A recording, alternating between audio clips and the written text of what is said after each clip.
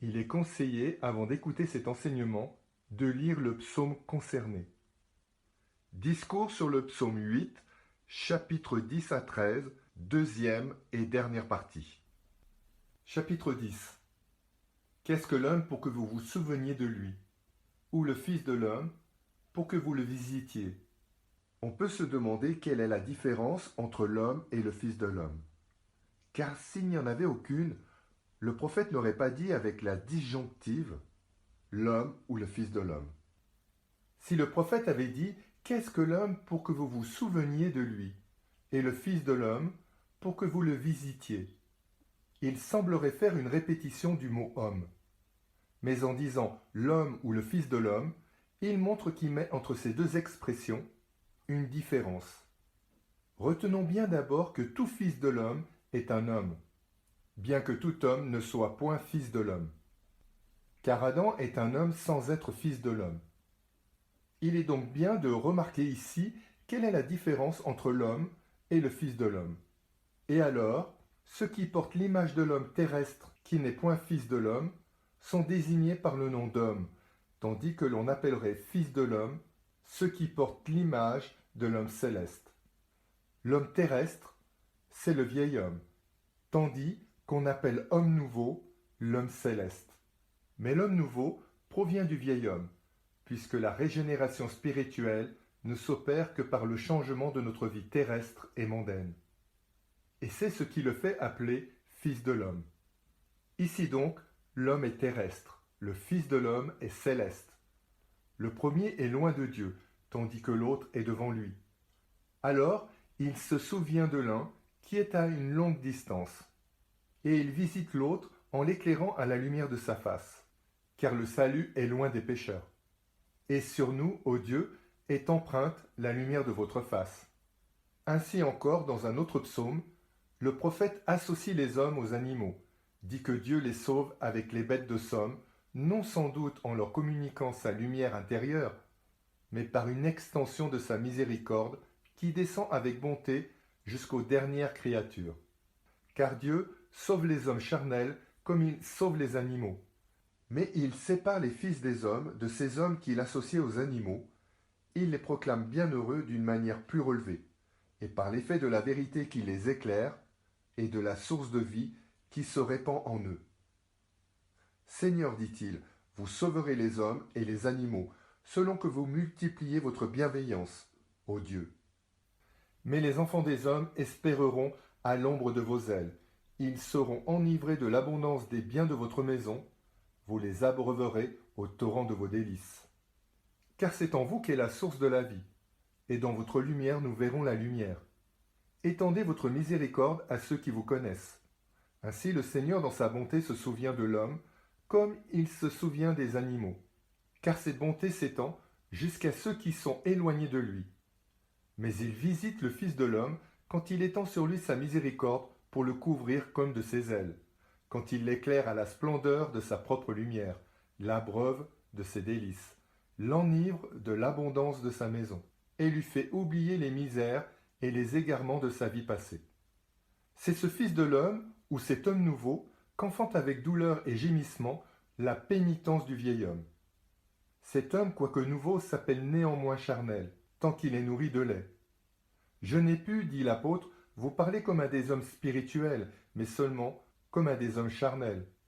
Et pour leur montrer qu'ils sont régénérés en Jésus-Christ, il ajoute, je vous ai traités comme de petits enfants en Jésus-Christ. Vous donnons du lait, non une nourriture solide.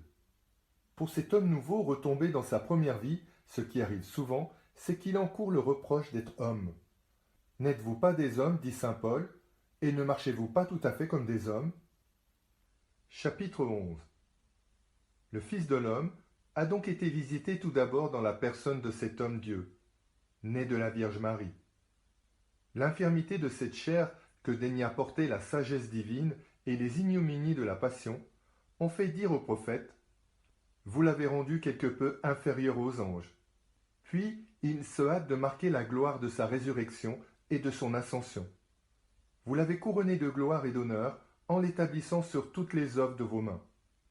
Comme les anges sont aussi l'œuvre des mains de Dieu, Nous croyons que le Fils unique de Dieu est au-dessus des anges, comme nous croyons qu'il a été quelque peu inférieur aux anges dans les ignominies de sa naissance temporelle et de sa passion.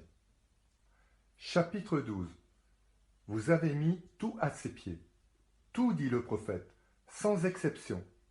Et afin qu'on ne pût entendre ces paroles dans un autre sens, l'apôtre veut que la foi les accepte ainsi, quand il dit « excepté celui-là seul, qui lui a tout assujetti ».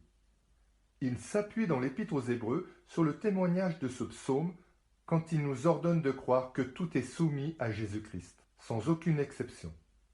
Toutefois, le prophète ne paraît pas beaucoup ajouter quand il énumère toutes les brebis, les bœufs et même les bêtes sauvages, les oiseaux du ciel, les poissons de la mer qui se promènent dans ses sentiers. Il paraît négliger les vertus, les puissances et toutes les armées angéliques, négliger même les hommes pour soumettre à Jésus-Christ les animaux, à moins que par les bœufs et les brebis, nous n'entendions les âmes saintes qui produisent les fruits de l'innocence, ou qui travaillent à rendre la terre fertile, c'est-à-dire à obtenir des hommes terrestres une génération dans les biens spirituels. Par ces âmes saintes, nous devons donc entendre non seulement les hommes, mais aussi les anges, si nous voulons conclure de ce verset que tout est soumis à Jésus-Christ notre Seigneur. Car il n'y aura plus rien qui ne lui soit soumis si les princes d'entre les esprits, pour ainsi parler, lui sont assujettis.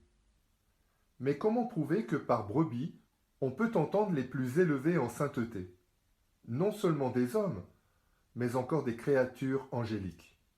Est-ce parce que le Sauveur nous dit qu'il a laissé 99 brebis sur les montagnes ou dans les hauteurs des cieux, afin de descendre pour une seule? Par cette brebis tombée, si nous entendons la nature humaine déchue en Adam parce que Ève avait été tirée de son côté, ce qu'il n'est pas temps d'examiner ici pour le traiter d'une manière spirituelle, il ne reste plus, pour les 99 brebis, que des natures angéliques et non des âmes humaines. Quant aux bœufs, il est facile de les entendre des anges, car si l'Écriture désigne les hommes quand elle dit « Vous ne lirez point la bouche au bœuf qui foule le grain », c'est que les hommes, en portant la parole de Dieu, sont des messagers comme les anges. Combien nous serait-il plus facile de désigner sous la figure des bœufs les anges eux-mêmes, ces messagers de la vérité, puisque les évangélistes qui partagent leur nom sont désignés par les bœufs. Donc, vous lui avez assujetti toutes les brebis et tous les bœufs, c'est-à-dire toutes les créatures spirituelles, et par là, nous comprenons aussi tous les hommes qui vivent saintement dans l'Église ou sous les pressoirs et qui sont désignés maintenant sous la figure de la lune et des étoiles. Chapitre 13. Et même les animaux des champs. Et même n'est point inutile ici. D'abord parce que ces troupeaux des champs peuvent s'entendre des brebis et des bœufs. Car si les chèvres sont les animaux des rochers et des lieux escarpés, les brebis et les bœufs seront les animaux des campagnes. Donc, après avoir énuméré les brebis, les bœufs et les animaux des champs, on peut fort bien se demander quels sont ces animaux des champs, puisque l'on peut désigner ainsi les brebis et les bœufs. Mais l'expression et même un super nous force à y trouver je ne sais quelle différence, et cette expression et même embrasse non seulement les animaux des champs, mais les oiseaux du ciel, les poissons de la mer, qui parcourent les sentiers de l'abîme. Quelle est donc cette différence?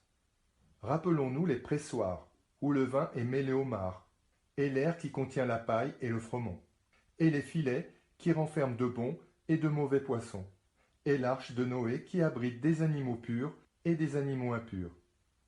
Et vous verrez que l'Église ici-bas, jusqu'au jour du jugement, renferme non seulement des brebis et des bœufs, c'est-à-dire de saints laïcs et de saints ministres, mais encore des animaux des champs, des oiseaux du ciel, des poissons de la mer qui parcourent les sentiers de l'abîme.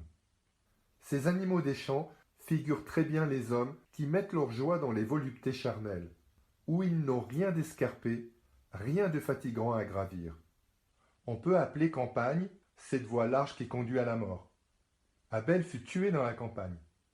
Aussi devons-nous craindre qu'en descendant ces montagnes de la justice divine, dont le prophète a dit « Votre justice, ô Dieu, est comme les plus hautes montagnes », pour nous mettre à l'aise dans les facules voluptés de la chair, nous ne soyons égorgés par le démon.